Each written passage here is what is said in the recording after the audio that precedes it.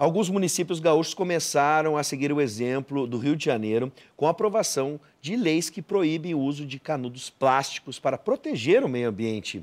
Por enquanto, Porto Alegre foi a última cidade do Rio Grande do Sul a adotar essa medida. E esse é o tema que a gente vai conversar agora com o coordenador do curso de Gestão Ambiental da UBRA, professor Albert Wenzel. Seja bem-vindo. Muito bem. Boa tarde, então, Bives. Então, veio equipado, né? Exatamente. Eu trouxe aqui umas amostras, não? Então, para ilustrar aquilo que a gente vai comentar agora, não, porque isso agora trouxe uma discussão bastante grande em função da quantidade de plástico, não, que é utilizado, não, e que principalmente em função da questão do canudinho. E o canudinho ele se mostrou principalmente sensibilizou a comunidade no momento que foi tirado de uma tartaruga, sangrando. Então, esse viralizou. Todo mundo viu na internet esse vídeo. E todo mundo se sensibilizou com isso e criou um mote forte para que Seattle, nos Estados Unidos, fizesse o primeiro, digamos assim, start em relação a tomar alguma atitude. Vamos falar sobre outros produtos também, mas só para constatar, ontem em Porto Alegre, né, para a gente relembrar, Porto Alegre então aprovou na Câmara o projeto de lei que proíbe a distribuição e venda de canudos plásticos descartáveis no município. O projeto de lei é do vereador Marcelo Esgarbosa, do PT. E, bom, vamos tentar entender não só esse problema do canudo, que parece que a gente está tentando resolver agora, mas eu estou lembrando aqui, copos plásticos, sacos plásticos e esses vídeos, por exemplo, com sacos plásticos já apareceram em estômago de animais, enfim, animais da fauna marinha. Professor, todos esses produtos aí, qual é o grande problema do plástico, né, que a gente já deveria saber, mas... Enfim. É uma discussão bem grande. Não? Eu me lembro que tem a encíclica do Papa, ela comenta, não? Ele fez uma recomendação, inclusive, de que se fizesse o menor consumo de plástico, não? Ou de descartáveis, não? Dentro dos nossos hábitos. Bom, o que acontece? Dentro da alimentação, não? O canudinho convencional que a gente conhece, não? Às vezes ele vem embalado, então ele aqui assim tem dupla, digamos assim, geração de resíduo. Não? Ele tem o próprio canudinho e esse outro filme não, que faz a proteção até a hora da utilização. Só que onde é que vai parar isso tudo? Tá? Então, a discussão que surge é em função dos hábitos das pessoas em relação ao descarte desse resíduo. Sim. Bom, pode fazer de uma maneira correta, mas não é isso na maioria das vezes que se observa. Muitas das vezes vai parar ali na rua, não? Vai parar nos aterros sanitários, vai parar no rio e com isso vai contaminando o oceano também. É o grande problema que nós trazemos aí. O plástico comum, que a gente pode imaginar, por exemplo, desse canudo, enfim, demora quanto tempo? Ele um dia vai sumir da natureza, da face da terra? Da forma como ele é produzido hoje, dos recursos não renováveis que ele vem, ou seja, a origem dele tem uma preocupação também quanto a que ele vem como um derivado do petróleo, não? Então o que acontece? Ele acaba degradando num período de 200, 300 anos, dependendo do ambiente. Depende muito das condições ambientais a qual ele está sujeito. Bom, mas no mínimo 200 anos, dá para te imaginar. Exatamente, 200, 300 anos. Não? Bom, esses outros resíduos, por exemplo, que a gente descarta, especialmente na praia, né, eles têm realmente o risco de, além de poluir o oceano, ir parar no estômago de um bicho, de um animal, como a gente viu no caso da tartaruga. Esse risco é grande mesmo? Bem mais do que a gente imagina. Eu estava justamente pesquisando, saiu uma pesquisa bastante recente, que inclusive a gente comenta do microplástico. Não? O que é o microplástico? O microplástico são partículas menores do que 5 milímetros. Tá? Então, o que acontece? Essa partícula ela é inserida na cadeia alimentar, no peixe, vai se fixando nas algas, vai para o peixe, nós consumimos o peixe. Então, com isso, a gente acaba fazendo também a ingestão desse material. Não? Tem, inclusive, eu me lembro que tinha uma campanha que ilustrava uma garrafa PET, não? Que ia para um bueiro e acabava depois voltando na forma da alimentação através do peixe. E, para justamente reforçar esse aspecto, não? Acontece que foi feita uma pesquisa com 39 tipos de sal marinho no mundo todo, e que se constatou a presença de microplástico. E somente 3 dessas amostras de 39 não apresentavam microplástico. Ou seja, a gente está fazendo uma ingestão de diversas maneiras aqui, desde do condimento que se utiliza até, digamos assim, o alimento que já vem contaminado com esse tipo de microplástico. Você entendeu em casa, você está comendo plástico também. Exatamente. Para resumir, assim, você está comendo plástico também. Exatamente, é esse que é o problema. Então, a gente encontra hoje a questão do microplástico, quando a gente trabalha com produtos dermatológicos, creme dental, sabonete, esfoliante, houve um banimento, uma orientação para que a indústria, então, não fizesse mais utilização, porque são utilizadas pequenas esferas para fazer o esfoliamento. E esse esfoliamento, o que acontece?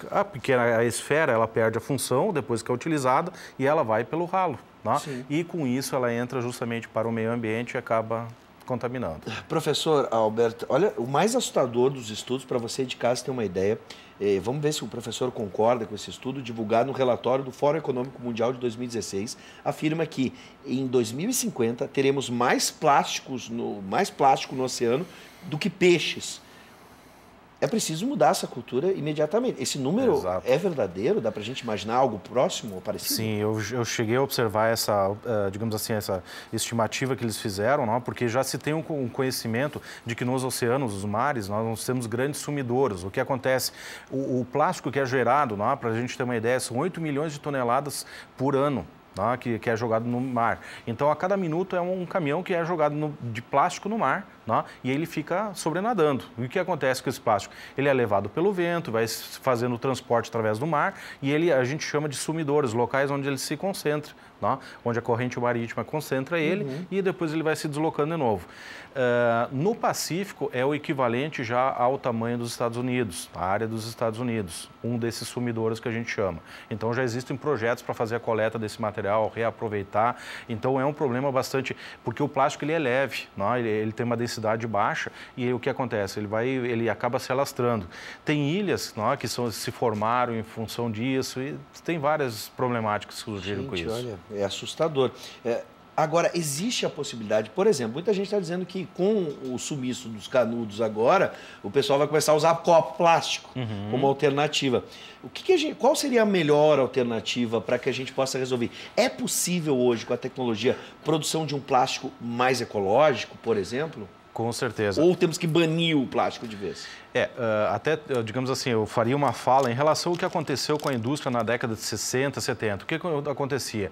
Se utilizava muitos produtos químicos, que depois acabaram sendo banidos, proibidos de utilização. Então, isso, digamos assim, essa adaptação ela é natural ao longo do tempo, visto que os hábitos das pessoas não mudam em relação a esse descarte. E está se tornando um problema bastante sério, por causa, inclusive, da degradação desse polímero. Ele acaba gerando gases que vão para a atmosfera, gerando gases de efeito estufa. Bom, mas para isso tem soluções também, Então, o que acontece? Nós temos soluções que se encontram as mais caras, Então, aqui assim eu trouxe para ilustrar para vocês um canudo de papel, que é utilizado, Então, ele substitui, só que o valor que ele tem, comparado ao canudo normal de plástico, é 10 vezes hoje em dia. Sim. Mas, na grande escala, à medida que for utilizado mais esse canudo, ele vai ter um valor menor. A produção vai aumentar. Exatamente.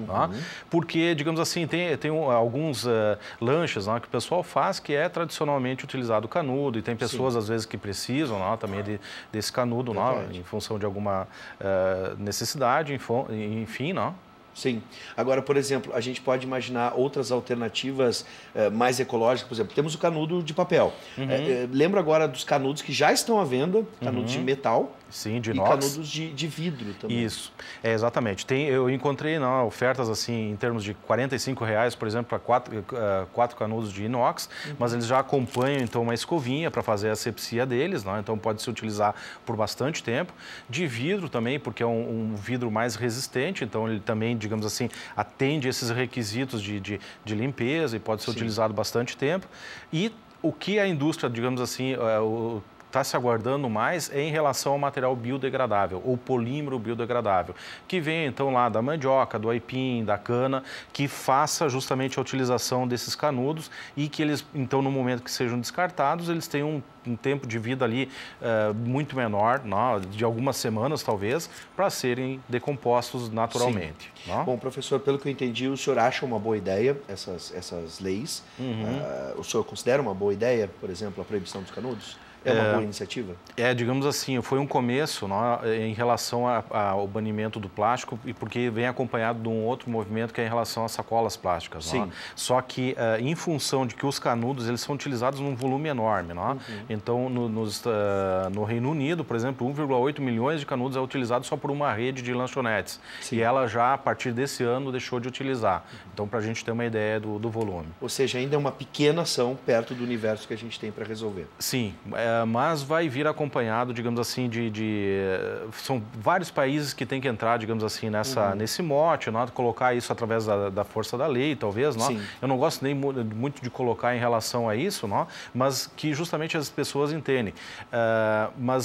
Por que eu tenho essas amostras aqui? Porque o meu filho também desenvolveu esse ano no Colégio Cristo Redentor lá um projeto sobre resíduos sólidos. Aí tinha as alternativas de não gerar o resíduo sólido. E então eles conseguiram exemplificar através desse tipo de produto aqui, não? Bom, é um pequeno passo, estamos caminhando. Professor, muito obrigado pelas explicações. Professor Albert Welzel, né, que é sempre difícil de falar, mas é sempre um prazer recebê-lo aqui no programa.